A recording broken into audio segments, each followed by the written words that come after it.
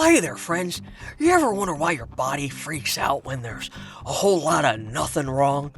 Well, gosh, I sure do. I wonder why that is. And you know what else? That's what we like to call a panic attack. Now, panic attacks happen when the brain's fight or flight alarm goes off at the wrong time, flooding your noggin with adrenaline. Wow!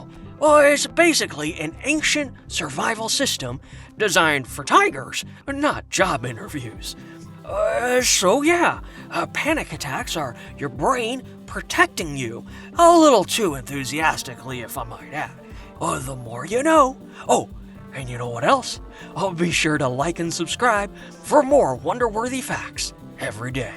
Bye.